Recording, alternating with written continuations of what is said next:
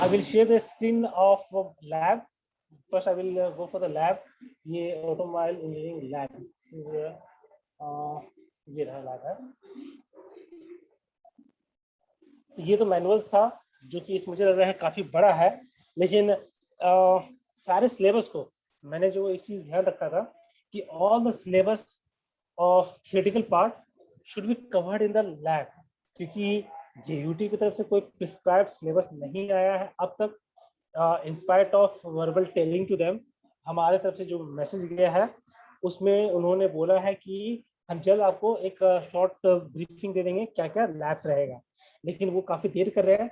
तब तक के लिए मुझे लैब स्टार्ट करना था, तो so we have started the lab. और मुझे लगा कि जो थ्योरी पोर्शन में पढ़ रहा हूँ, सारे थ्योरी पोर्शंस को अगर मैं लैब्स में पुट कर देता हूँ, that will revision of that theory portions. जो थ्योरी पोर्शन में पढ़ रहे हैं उसी को एक रिवीजन में ले रहे हैं. तो यहाँ पहला एक्सपेरिमेंट जो मैंने तैयार हुआ है वो है study of prepare the report of construction details. Study and prepare the report of construction details, working principles and operation of the following automatic engine systems and सब सिस्टम्स. मेरे पास जो हम लोग ऑक्सिलरी सिस्टम के बारे में कल जो हमारा मॉड्यूल 2 जो हमारा कवर कर रहा है, this topic is covering the module 2. अगर मैं इसको ध्यान से देखता हूँ इस एक्सपेरिमेंट नंबर 1 को, in this we are going to observe the module 2 topics covered in this experiment number 1. इसमें क्या क्या है? मल्टी सिलेंडर इंजन जो कि इंजन के बारे में है, जो कि डीजल इंजन है, पेट्रोल इंजन के बारे में पूरा हम लोग को बताया गया है. हम लोग को पता है 4 स्ट्रोक्स पूरा पता है कि इनटेक, सक्शन, बाद में कंप्रेशन की पावर, फिर एग्जॉस्ट, ये मुझे पता है स्ट्रोक्स है. But I have try to cover that. अगर उसको स्किप कर सकते हैं तो कर सकते हैं, वैसा कोई दिक्कत नहीं, क्योंकि we have covered this part in IC engine. तो मैं इस पार्ट को स्किप कर सकता हूँ. We can skip this part in our syllabus in experiment because we have studied this part in our IC engine. तो इसमें ज्यादा हम लोग नहीं लिखेंगे तो भी चलेगा. फिर सिर्फ डायग्राम बना के अगर हम उसको एलोबरेट कर देते हैं, मतलब डायग्राम बना के सिंपल से हम लोग बताते हैं कि इंटेक स्ट्रोक पर ये होता है और top dead centre, bottom dead centre, उसका एक बार टाइमिंग डायग्राम बना के दिखा देते हैं. That will be enough to explain the practical things. मुझे एक समरी चाहिए. समरी क्या चीज का चाहिए? डीजल पेट्रोल का कैसे कैसे काम कर रहा है, उसका पार्ट्स का मुझे लगता है जब डायग्राम मैं बना रहा हूँ, when I'm drawing the diagrams, I'm including all the parts name nomenclature in the drawing, so I don't have to explain the notes. तो इसको तुम कट शॉर्ट कर सकते हो. यहाँ पे तुम कट शॉर्ट कैसे कर सकते हो? डीजल इंजन और पेट्रोल इंजन का एक बता देंगे कॉन्सेप्ट, बेसिक कॉन्सेप्ट बता देंगे, थोड़ा सा डायग्राम बना देंगे और वॉल टाइमिंग डायग्राम बना के ये टॉपिक को मैं कंप्लीट कर सकता हूँ. मेरे पास में कल जो हम लोग ने पढ़े थे वो था इंजन कूलिंग सिस्टम और लुब्रिकेटिंग सिस्टम. ये हमारा ऑक्सिलरी सिस्टम का एक पार्ट था जिसमें कि हमारा कूलिंग सिस्टम हमारा कैसे काम करेगा ऑटोमोबाइल्स में और लुब्रिकेटिंग कैसे सिस्टम काम करेगा. ये मेरा एक पार्ट है जिसको हम लोग समझना पड़ेगा. इग्निशन सिस्टम हमारा रहा, that is starting system, ignition system है. और फिर एक है इलेक्ट्रॉनिक्स इग्निशन सिस्टम, ईडीसी, जो EDC electrical electronics ignition, electrical क्या था उसका, इग्निशन डिवाइसेस. ये जो हमारा था टॉपिक, ये हम लोग को यूनिट 1 का मॉड्यूल 2 का हम लोग एक्सपेरिमेंट 1 में तब्दील कर दिया है. फिर यही चीज मैंने सेकंड एक्सपेरिमेंट है जो कि उसी का थोड़ा सा पार्ट को थोड़ा सा और एलोबरेट कर दिया गया है. मॉड्यूल 2 का ही पार्ट मैं उसको बोलता हूँ, जिसमें कार्बोरेटर पड़े थे, फ्यूल इंजेक्शन पड़े थे, डीजल के लिए और गैसोलीन के लिए. 2 चीज हम लोग पढ़े यहाँ पे. ये हमारा पेट्रोल के लिए हो गया, पेट्रोल के लिए सिस्टम है, ये डीजल का है. अब गैसोलीन का पढ़ रहा होगा, तो गैसोलीन हमारे सिलेबस में नहीं है. अगर यहाँ से सिलेबस को देखूंगा, when I observe my syllabus perfectly, so what I am going to observe that gasoline is not in our syllabus. तो इसको हम लोग स्किप कर सकते हैं क्योंकि कार्बोरेटर्स हमारा पढ़ा हुआ है, डीजल हमारा पढ़ा हुआ है. तो मैं इसी चीज को आज मैं टॉपिक को रिवीजन में ले लेता हूँ. मैं इस अटेंडेंस का स्क्रीनशॉट ले लेता हूँ. I will take the attendance screenshot. और बहुत लोग लड़के, तुम्हारे क्लास में 40 स्टूडेंट्स हैं टोटल ना? टोटल 40 स्टूडेंट्स हैं हमारे 5th सेमेस्टर में. लेकिन मैं क्लास में देखता हूँ, एक्चुअली मैं क्लास में हमेशा देखता हूँ 21 के स्टूडेंट्स ही अवेलेबल रहते हैं क्लास में. जो क्लास नहीं कर रहे हैं तो उसका मैं एक बार रिव्यू करता हूँ कौन कौन नहीं कर रहा है. So that's why I have to put the attendance. तो गूगल शीट में मैं देखता हूँ, गूगल क्लास में अटेंडेंस में देखता हूँ सब कुछ अटेंडेंस कर रहा है. बट जो फेक अटेंडेंस हो रहा है, I have to grade them 0. मैं इसको 0 ग्रेड करना चाहूँगा, क्योंकि अटेंडेंस इज मस्ट। और ये चीज़ हम लोग को देखना पड़ेगा, क्योंकि हम लोग पढ़ने के लिए कॉलेज में है, चाहे ऑनलाइन जो भी हो, लेकिन अभी हम लोग को पढ़ना इसी मूड में है। So we have to be alert for that. Experiment number 1, experiment number 1 क्या है? To study and prepare the report of construction details, working principles, operations of automatic engineering system and subsystems. तो ये पहला एक हमारा M है, जिसमें कि हम लोग क्या पढ़ने वाले, कंस्ट्रक्शन डिटेल्स पढ़ने वाले हैं, वर्किंग प्रिंसिपल पढ़ेंगे, and operation of automatic engineering system को पढ़ने वाले हैं। जो ऑटोमेटिक इंजीनियरिंग सिस्टम का प्रिंसिपल्स, ऑपरेशंस और कंस्ट्रक्शन डिटेल्स हमारा रहेगा टॉपिक। इसके लिए मुझे क्या चाहिए? What the things are needed for to conduct this experiment. इसके लिए मुझे चाहिए models of multi cylinders, petrol और डीजल इंजन का, जो हमारे कॉलेज में अवेलेबल है, इंजन का कूलिंग सिस्टम और लुब्रिकेटिंग सिस्टम। ये एक हम लोग अपना एक ऑटो चार्ट से स्टडी कर सकते हैं, we can study this through the charts also. और इसके लिए मॉडल्स का भी जरूरत पड़ सकता है। अगर हमारे पास में एक स्कीमेटिक डायग्राम के साथ में एक अगर मॉडल होता है, जिसमें कि कहाँ से कूलिंग पॉइंट्स जा रहा है और कहाँ से लुब्रिकेंट जा रहा है, सर्कुलेटिंग सिस्टम क्या है, पंप्स कहाँ पे माउंटेड है जो कि सर्कुलेट करने के लिए किया जा रहा है लुब्रिकेंट को, या कूलिंग वाटर को, या कूलेंट्स को जो सर्कुलेट किया जाएगा, जिसको बोले थे साइफन सिस्टम से हम लोग करना चाह रहे थे, किस तरह से काम करता है, उसका कैसे रहेगा, क्योंकि जो विजुलाइज किया जाता है चीजें, वो चीजें याद रहता है। The things which we visualise practically is remembered for long time. ये चीज हम लोग ऑब्जर्व करते हैं, क्योंकि पढ़ा हुआ चीज हो सकता है we can forget at any instant of time, after certain limit of time हम उसको भूल सकते हैं। बट एक्सपेरिमेंट किया हुआ चीजें जो हम लोग उसको देखते हैं, उसको हम लोग विजुलाइज करते हैं, that things is remembered for long time. तो ये चीजें हैं। इग्निशन स्टार्टिंग सिस्टम्स है, बाद में contact point and electronic ignition system है। तो यहाँ पे पहला हम लोग स्टार्ट करते हैं मल्टी सिलेंडर और डीजल पेट्रोल इंजन, जिसमें कि इतना लिखने की जरूरत नहीं है, इसको हम लोग सिंपल शॉर्ट करके सीधा 2 स्ट्रोक और 4 स्ट्रोक्स पे जा सकते हैं। We can directly go to the ये मल्टी सिलेंडर इंजन का एग्जांपल है। ये रहा 1 2 3 4 5 एंड 6 इंजन है। और एक क्वेश्चन मैंने तुमसे पूछा था, एक क्वेश्चन मैंने कोशिश किया था ये बताने के लिए कि फायरिंग ऑर्डर क्या रहेगा, फायरिंग ऑर्डर्स क्या रहेगा। ये चीजें हम लोग डिस्कशंस में एक टॉपिक को पेंडिंग किए थे। तो फायरिंग ऑर्डर्स जो था, इसको अभी मैं जस्ट गूगल करके ये कर देता हूँ। नहीं हो रहा, ये हैंग हो रहा है। तो ये मेरा जो था टॉपिक, इसमें हम लोगों ने सिलेंडर्स में फायरिंग ऑर्डर्स था। फायरिंग ऑर्डर्स में एक ये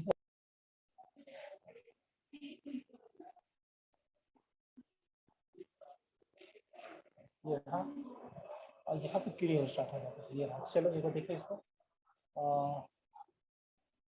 नेक्स्ट ये मैं देख तुमको बताता हूँ फायरिंग ऑर्डर्स ऑफ। और जैसे यहाँ पे सभी दिया हुआ है firing orders of 4 cylinder engine का, देखते हैं पहला। इसमें है फायरिंग ऑर्डर्स है 1342 1342, प्लीज नोट डाउन।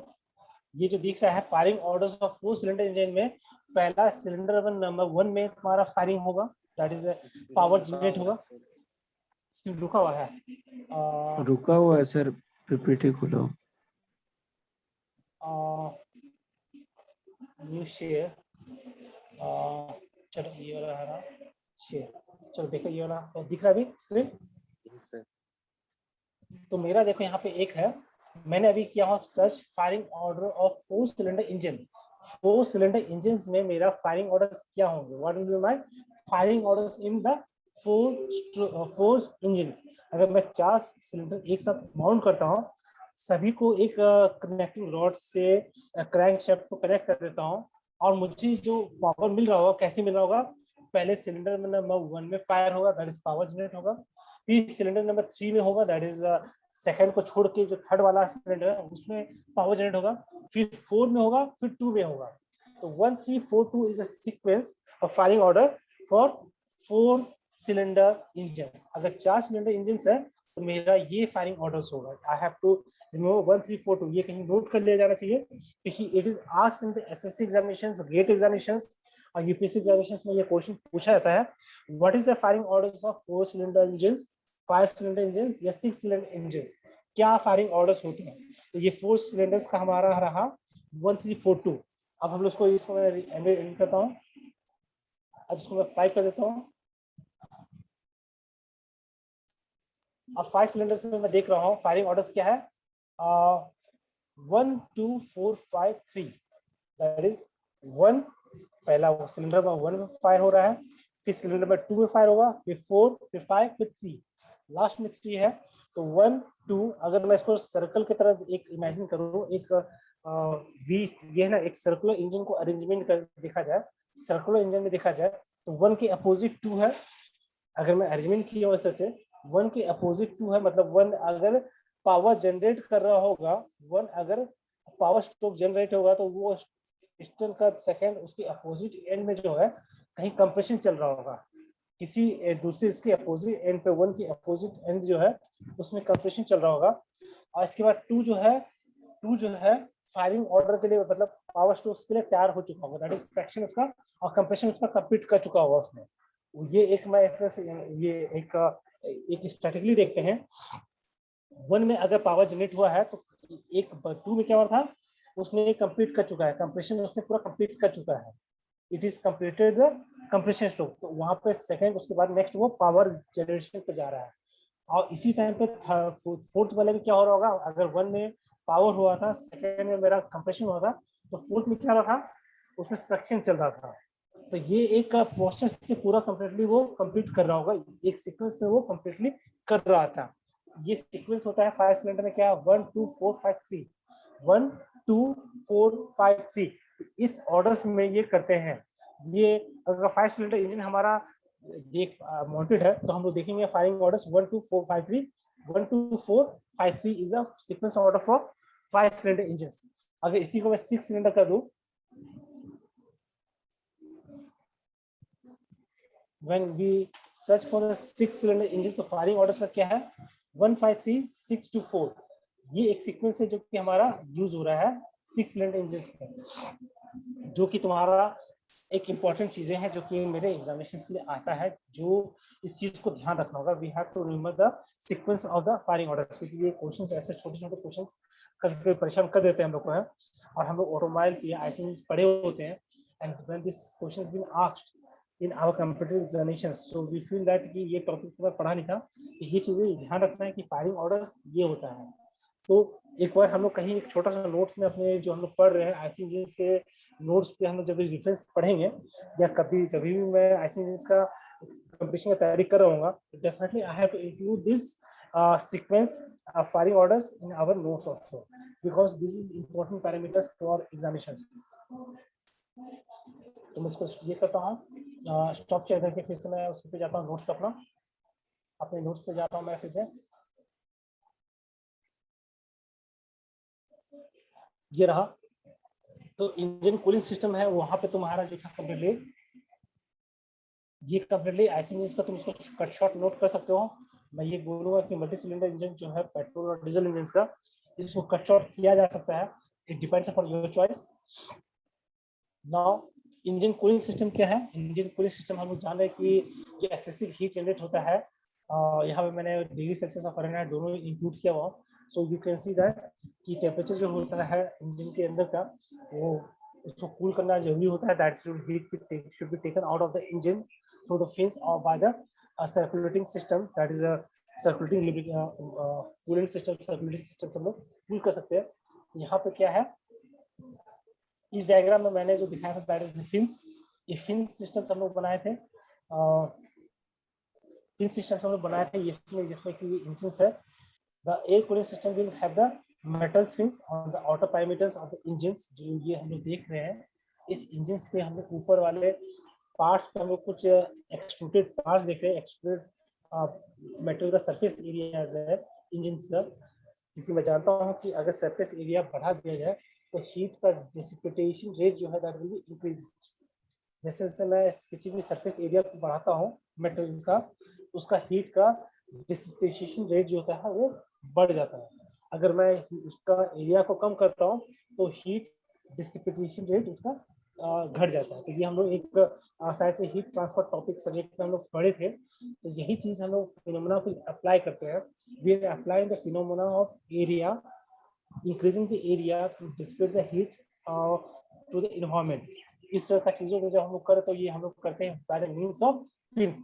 और इस फिन्स के बीच में हम लोग का गैप्स है, इस बीच में गैप्स है ताकि वो एयर का फ्लो जो इस इंजन के आसपास में रहेगा दैट विल इवन। वो ऐसा नहीं कि कोई डिजाइनिंग दिया गया है, इसके पीछे कोई डिजाइनिंग कॉन्सेप्ट है, इसके लिए कोई डिजाइनिंग कॉन्सेप्ट नहीं है। It is a principle, cooling principle ऐसा है जिसको हम लोग अप्लाई कर रहे हैं सरफेस एरिया का, और plus even circulation of air का। ये कौन सा प्रोसेस से कूल हो रहा है इंजन, ये जो इंजन कूल होगा ये कौन सा प्रोसेस है, conduction, convection, radiation. Which mode of method is being applied for cooling this? Convection? Convection sir. Convection मतलब वो एयर जो फ्लो कर रहा होगा that will take away from the heat from the engines। तो यहाँ पे एक हम लोग को ध्यान रखना पड़ेगा, छोटा सा बात है कि जब इंजन में हीट जनरेट हो रहा है तो फिन्स जो हीट डिसिपेट कर रहा है by the means of convection. और ये ऐसा बोल सकते हैं कि रेडिएशन भी उसमें कुछ हीट हो रहा होगा, तो अमाउंट जो होगा, रेशियोज अगर मैं देखूंगा तो most part will be convection and certain part will be of radiation also. ये हीट रेडिएट भी कर रहा होगा इंजन से। ये एक रहा। इसके बाद हम देखते हैं construction working principle of operation of liquid cooling system. Liquid cooling system में हमारा थ्योरी पोर्शन हम लोग पढ़े थे, we have studied that part in our theory syllabus, but we will go through the system कि कैसे इंजन का होता है। The cooling system is made of passages inside the engine block।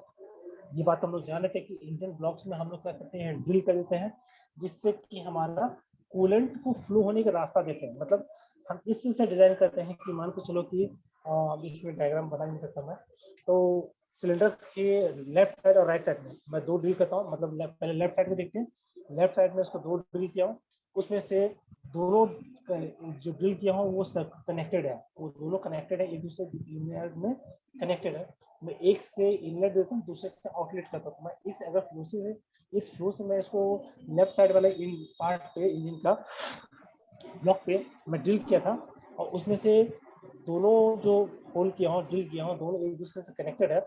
जैसे मैं वन में इनलेट देता हूँ कूलेंट को और टू से आउटलेट ले लेता हूँ, तो ये एक सर्कुलेशन सिस्टम स्टार्ट हो गया, दैट इज। और हम लोग इसको क्या नाम दिए थे, साइफन। हम लोग साइफन सिस्टम कहते थे, SIMPOHON, सिम्फन सिस्टम हमने अप्लाई किए थे। सिम्फन सिस्टम में क्या था, by the gradient temperature difference of temperature gradients के कारण से एक हमारा सर्कुलेशन स्टार्ट होगा, दैट इज नेचुरल सर्कुलेशन को बोल सकते हैं। This is natural circulation.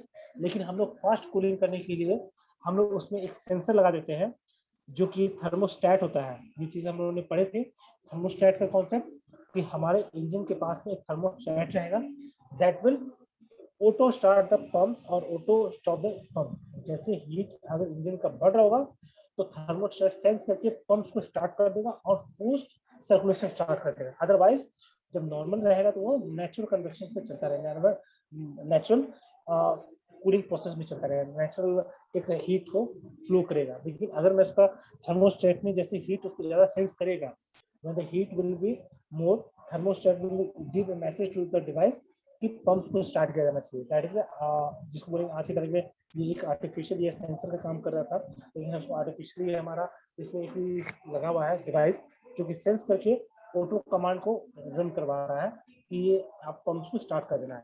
जैसे पंप स्टार्ट होगा तो फोर्स्ड सर्कुलेशन स्टार्ट हो जाएगा, फोर्स सर्कुलेशन स्टार्ट हुआ मतलब रेट ऑफ कूलिंग मैंने बढ़ा दिया। और कूलेंट मैंने जो रिजर्वायर में रखा था, कूलेंट का जो मेरा टैंक है वहां से वो लेकर करवा देता है। इसी तरह से तो मैं लेफ्ट ब्लॉक पे मैंने किया, लेफ्ट ब्लॉक पे, और इसी तरह से मैं राइट ब्लॉक पे इस तरह से सर्कुलेशन सिस्टम क्रिएट करूंगा। और जब दोनों सर्कुलेशन इंजन से मैं सर्कुलेट करता हूँ तो definitely heat will be dissipated in a fast rate, और वो मेरे इंजन को हैम्पर नहीं होने, सीज नहीं होने देगा। That will not let my engine to seize, और वो सीज नहीं होने देगा। तो यहाँ पे वो सारे नोट्स इसमें दिए हुए हैं, वी आर नोइंग दैट। और इसमें एक कूलेंट में एक चीज हम लोग और एक चीज पढ़े थे कि हमारा एक सिस्टम है, विंटर डेज में हम लोग क्या मिलाते थे कूलेंट्स में। मैंने तो एक क्वेश्चन दिया था तुम लोग को साइंस टेस्ट में कि कूलेंट का एक इसमें से कौन सा एग्जांपल कूलेंट का है, तो कूलेंट का मैंने सारा चीज था, एक एग्जांपल जो था ग्लाइकोल में हम लोग कूलेंट की तरह यूज करते थे उसको। और जब वाटर कूलेंट यूज करते हैं तो हम उसमें अल्कोहल मिला देते हैं। अल्कोहल मिलाने से क्या होता है, मेरा एंटी फ्रीज की तरह एक्ट करता है। It act as a anti freeze and it doesn't let the coolant to freeze in the tank. जो मेरा रेडिएटर्स है या फिर हमारा जो कूलेंट का या कूलेंट का जो मेरा रिजर्वायर है उसमें उसको फ्रीज नहीं होने देगा। अगर मैं उसमें मिला देता हूँ अल्कोहल को, तो उसका एक रेशियो है, उसमें हम लोग मिलाते हैं। नेक्स्ट है सर, हाँ होसेस क्या है? हॉसेस, हम्म। ये हॉसेस पाइप जो दिख रहा है ना, ये पाइप। हॉसेस मतलब पाइप। अगर मैं बोलता हूँ फायर ब्रिगेड वाला जो लेके चलता है, फायर ब्रिगेड वाला आग बुझाने चल जाता है, वो क्या लेके जाता है, वो हॉसेस लेके जाता है। उसका जो पाइप जो बोलते हैं ना, that is hoses they are having. वो हॉसेस जो होता है वो मेटल का भी हो सकता है, ये मेटल का भी हो सकता है, लोहे का पाइप हो सकता है। जो गीजर में तुम देखते होगे जो इनलेट पाइप और आउटलेट पाइप जो एक लोहे का पाइप्स होते हैं, देखो इनलेट जैसा पाइप होता है ना लोहे का, या रबड़ का हो सकता है, किसी भी मेटेरियल का जो टेम्परेचर को नहीं कर सकते। अगर मैं प्लास्टिक का लूंगा ना, ये प्लास्टिक का पाइप लूंगा तो इसको प्लास्टिक पाइप नहीं बोल सकता मैं। प्लास्टिक पाइप लूंगा तो हो सकता है वो डिफॉर्म हो जाए, वो खराब हो जाए। तो हॉसेस मतलब क्या है, वी आर कैनवस का हो सकता है, कैनवस और रबड़ का मिक्स हो सकता है, या मेटल और कैनवस का हो सकता है, या मेटल और रबड़ का हो सकता है। ये हॉसेस दो मेटेरियल्स को मिला के बनाया जाता है। मतलब दो मेटेरियल्स पे एक लेदर का कोटिंग चढ़ा देंगे इस पे, या मेटल के ऊपर में लेदर का कोटिंग चढ़ा देंगे। ये सब चीजें जो करते हैं दैट इज अ हॉर्स, वो पाइप ही है, it's a type of pipe. But we are incubating in this with the help of some other metals में इंक्यूबेट कर देता हूँ। ये पाइप है। तो यहाँ पे हम लोग देखते हैं एक कूलिंग सिस्टम का एक डायग्राम है। We have this diagram of cooling system. ये पोर्शंस मेरा रेडिएटर है, ये मेरा रेडिएटर है, यहाँ मेरा फैन है, ये मेरा फैन मतलब इसके पीछे ये कट सेक्शन दिखाया है, दिस इज कट सेक्शन। ये कट सेक्शन यहाँ दिखाया गया है। तो रेडिएटर के पीछे फैन माउंटेड है, ये फैन इसके चारों तरफ घूम रहा है पीछे में। इसी का फैन के साथ में बेल्ट अटैच है, ये बेल्ट अटैच है। इसी के फैन के साथ में मेरा जो मोटर बेल्ट चल रहा था उसी के साथ में मैंने बेल्ट अटैच किया। यही बेल्ट जो है एक सर्कुलेशन सिस्टम में हेल्प कर रहा है, दैट इज पंपिंग सिस्टम को अब ये कर रहा है। तो मैं ये बोलता हूँ ये लोअर हॉर्स है जो कि, और ये मेरा कहाँ पे गया, इंजन के गया। ये मेरा थर्मोस्टेट है, दैट इज सेंसर यहाँ पे लगा हुआ है, दैट इज सेंसर यहाँ पे हीट को सेंस कर रहा है इंजन के ऊपर में। और इसी हिसाब से ये हीट को यहाँ से ड्रॉ कर रहा है। मतलब हम लोग वाटर को ड्रॉ करना, हमारा एक था कि अपवर्ड डायरेक्शन फ्लो कराना बेहतर है या डाउनवर्ड में कूलेंट को फ्लो कराना बेहतर है। That was the question asked in the classroom, that कि हमारा किस सिस्टम में हमारा कूलेंट्स को फ्लो कराना बेहतर बनाया जाएगा, अपवर्ड यहाँ से कूलेंट को फ्लो करवाए या यहाँ से कूलेंट को फ्लो करवाए, किस तरह का कूलेंट मुझे इफेक्टिवली मिलेगा। अगर मैं बॉटम से करता हूँ, मतलब मान के चलो कि बॉटम पार्ट से मैं देता हूँ और इंजन के ऊपर से मैं निकाल लेता हूँ, मतलब इंजन के बॉटम पार्ट्स में मैं इंसर्ट करता हूँ कूलेंट को और टॉप पार्ट से मैं निकाल लेता हूँ, तो वो इफेक्टिव है या टॉप से देकर बॉटम से निकाला जाए, कौन सा सिस्टम इफेक्टिव रहेगा जिसमें ज्यादा हीट का डिसिपेशन होने का चांसेस रहेंगे। तो मैं बोलता हूँ अपवर्ड मेथड में अच्छा है, क्योंकि मैं बता रहा हूँ मेरा सिलेंडर हेड ऊपर है, कंबशन मेरा कहाँ पे हो रहा है, टॉप पोर्शन पे। हीट ज्यादा कहाँ जनरेट हो रहा है, ऊपर में। तो मैं यहाँ पे अगर अप पोर्शंस में देता हूँ तो अप पोर्शंस में यहाँ मेरा हीट जो है ऊपर में वाटर कूलेंट का जो कूलेंट रहेगा that will B not so much heated, वो कूल होकर रहेगा। और ये तुरंत यहाँ पे जैसे कूलेंट ठंडा वाला थोड़ा सा इंसर्ट करेगा तो it will take the maximum heat from the engine and it will downward में वो हीट को लेकर फिर से रेडिएटर के बॉटम पार्ट में जाएगा। तो ये एक नेचुरल फ्लो ऑफ हीट हो सकता है, हाई ग्रेडियंट से लो ग्रेडियंट। मैं यहाँ बोलूंगा यहाँ पे हाई ग्रेडियंट टेम्परेचर हो रहा है इस पॉइंट पे, at top part of engine there is a high temperature gradient और lower part of engine पे है वो temperature कम है, तो there is difference in the temperature gradients। तो यहाँ पे वो heat को flow होने का chance मिलेगा, that will start flowing, एक natural flow से heat को flow होने का मौका मिलेगा। इसी के लिए हम लोग उसको upper method से हम लोग उसको adopt करते हैं, upward flow of coolants को हम लोग adopt करते हैं in our system। तो ये मेरा रेडिएटर है, रेडिएटर के नीचे मेरा पीछे में फैन है, ये मेरा वाटर पंप है जो कि वाटर को पंप कर रहा है बार बार, जो कि हाउस पाइप में जाना चाहिए यहाँ से सर्कुलेशन के लिए। ये ट्रांसमिशन कूलर है, ट्रांसमिशन के टाइम पे जो कूलिंग का जरूरत पड़ेगा ये, और लोअर पार्ट जो है यहाँ से लेके चल रहे हैं। ये रिजर्व टैंक्स का है, रिजर्व टैंक जो मेरा कूलेंट्स का रहेगा। ये हीटर कूलर है, हीटर हाउसेस है कि यहाँ पे प्रेशर कैप है, जो कि प्रेशर जो यहाँ पे जनरेट होगा उसी कारण से ये मुझे ज्यादा साइफन क्रिएट करेगा। अगर ये प्रेशर कैप को मैं खोल दूं तो इट में लूज द प्रेशर, और ये कभी कभी इंजन जो बंद होने का ज्यादा हीट जनरेट होता है तो ये यहाँ पे ज्यादा वेपर जमा हो जाएगा। यहाँ अगर यहाँ पे ज्यादा वेपर हो जाता है तो ऑटोमेटिकली इंजन बंद कर लेता है अपने आप को, क्योंकि ये प्रेशर के कारण से this pressure has stop the circulation of coolants, and that's why the engine has stopped working. और कूलेंट जब तक नॉर्मल नहीं होता है तब तक तुम इंजन को स्टार्ट नहीं कर पाओगे। और वो किस कारण से हो रहा होगा? प्रेशर कैप के कारण। प्रेशर कैप जो है वो प्रेशर उसका मेंटेन कर लेता है सर्कुलेशन करने के लिए, कि वो सर्कुलेशन होता रहे।